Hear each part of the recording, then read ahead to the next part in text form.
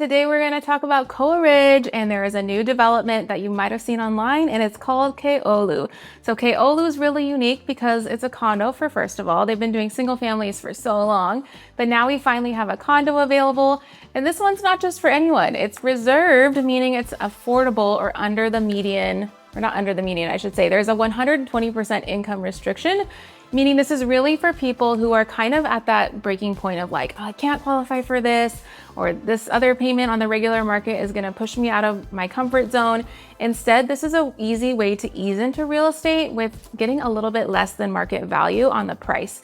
And so really this is to help locals. I will say this is not a program that's really gonna benefit military because there is a 10-year buyback restriction. So if you want to take advantage of this program to its fullest, ideally you're keeping this home for at least 10 years before you sell it. So let's dive into the video. What does this complex offer you, and what does it take to get into one? Okay, Keʻolu is going to offer 1, 2, and 3 bedroom floor plans ranging from 565 square feet up to 896 square feet. So for a 3-bed, I mean, they're packing it in. It's about 900 square feet for 3 bedrooms. You're going to have some smaller spaces, but again, 3 bedrooms is 3 bedrooms. And you can really enjoy open concept kitchens, living, dining areas, perfect for gathering and entertaining. And I think the big selling point on this versus other neighborhoods is you got to think about Koa Ridge as a whole, right? And so if you haven't watched other videos that I've done about Koa Ridge, take a look at that master plan of all the things coming to Koa Ridge. Again, this is a giant 10, 15-year project.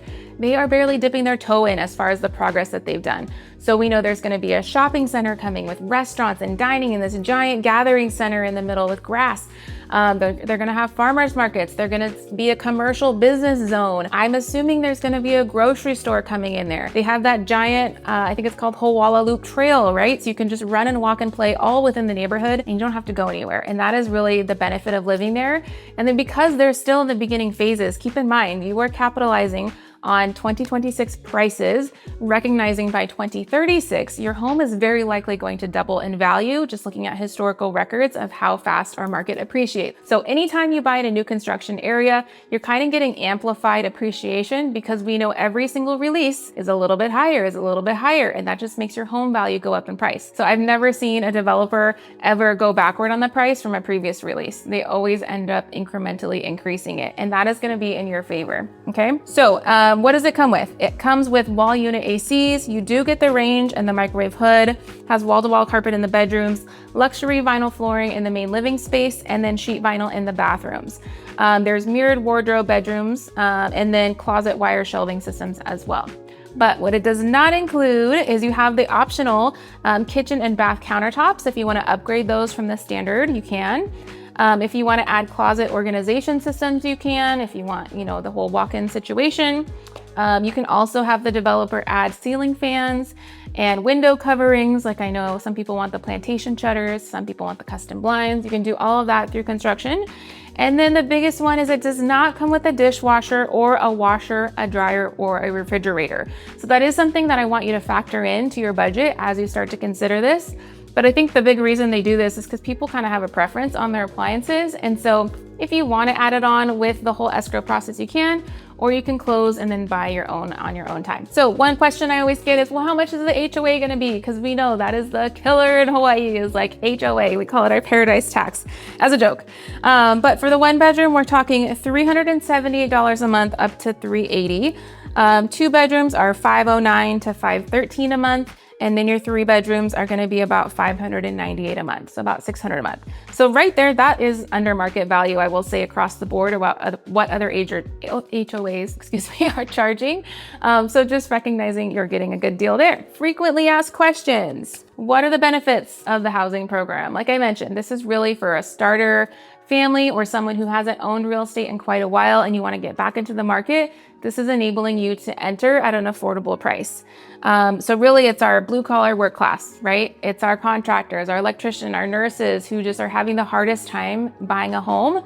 This is giving you the leg up to get it for a deal. So another frequently asked question is the purchase at Keʻolu subject to shared appreciation equity or SAE program? And you might be wondering, what does that mean? I don't understand.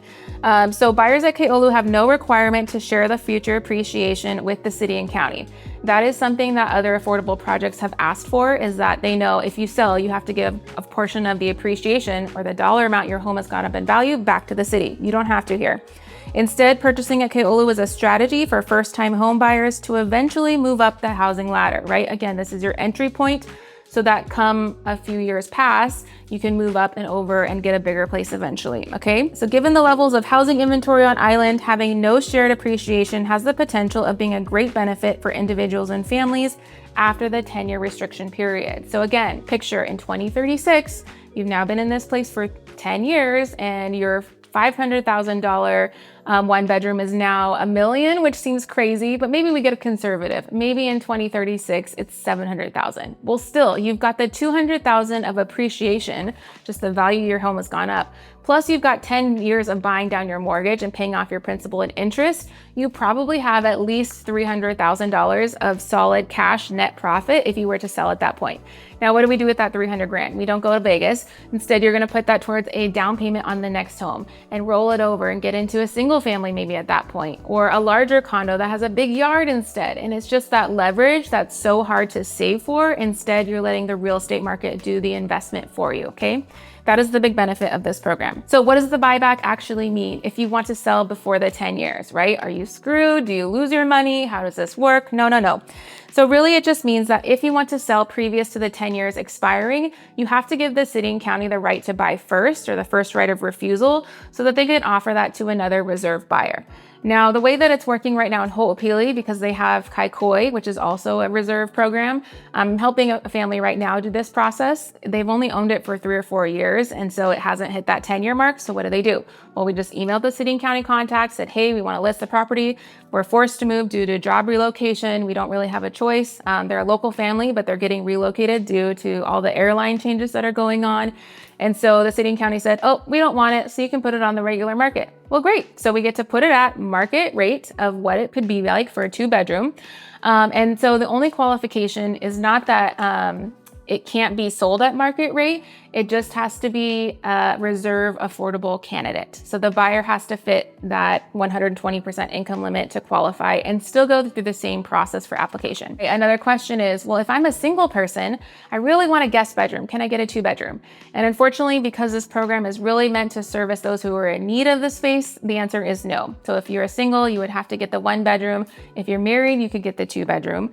But the purpose is really to maximize the number of persons to be benefited, and the program is matching household size with your affordable housing type. So I'll have my video editors throw up this chart for you so you can kind of see the breakdown of what you're actually afforded based on your income, okay?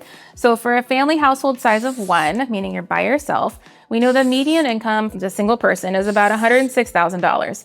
So 120% of the income limit for that would be, you would make no more than a gross amount of $127,680, okay? For 2 people, median income is about $121,600. So your 120% income limit would be $145,920. Now I'm gonna jump forward. If you're a household size of 4, because I feel like that's the average family, you got 2 kids, median income is about $152,000. So your gross income, your total income for the year could be no more than $182,400. So that's really what they're looking to qualify families with. So you are gonna have to upload your tax statements, you're gonna have to upload your W-2, your last 2 payments from your employer, and they're really just gonna double check all of your investments as well to make sure you actually qualify. Other qualifications: you must be a US citizen or a resident alien, you must be at least 18, you must be domiciled in the state of Hawaii with a bona fide intent to reside in the affordable unit, right? This is not an investment property for someone to buy and rent it out.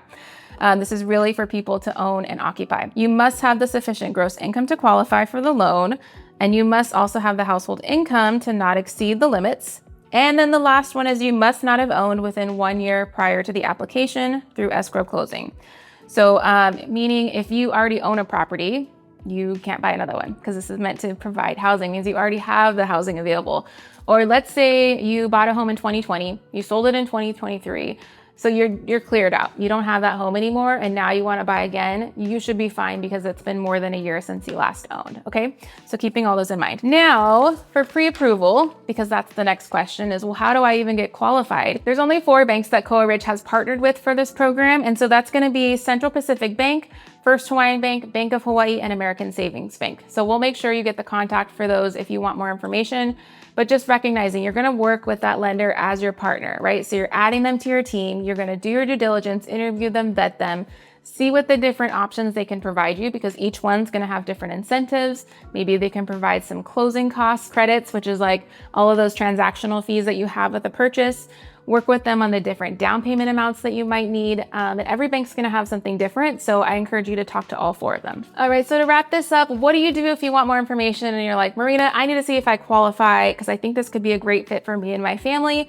Well, first thing is I need to know that you exist, right? Is like, you watch this video, now let's partner together.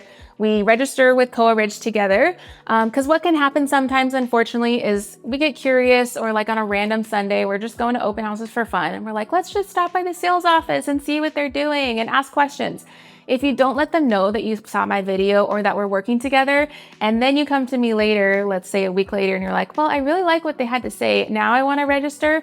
They could potentially say, oh, because you didn't register with Marina the first time, unfortunately, she's not able to be your agent on this transaction. I know it's kind of crappy, but that's just the way that their program works. And so it's really important that if you do get information out of this video and you want to work together, that you register, that we do it together. And that the first time you go to the office, you're actually saying, yes, Marina is my real estate agent, okay? Step 2 is in that pre-qualification, right? We cannot go shopping. You cannot reserve a unit without a pre-approval where the bank is actually vetting your income, looking at your debt to income ratio, checking your credit score. All of that is required so that the bank knows, hey, this person's actually qualified for this unit and we're not wasting anybody's time. Step number 3 is gonna be then to reserve that unit. So I just heard it is actually move-in ready now. There's no wait to move in. It's literally like you could reserve and then move in within 30 days as soon as your loan processes and funds. So that's really exciting. And because this is the very beginning phase, there's gonna be continual releases over the next 6 to 9 months. So just recognizing if you missed it already, that's okay, there's gonna be more. But every now and then they do some flash sales if things have been sitting a little bit stale. And so you could find some extra deals that way. But then after you reserve the unit, really it's going through just that transactional contract to make sure we're checking our boxes, the home is finished and completed, you're doing your final walkthrough, doing everything that the lender is asking you to do with extra statements and stuff like that.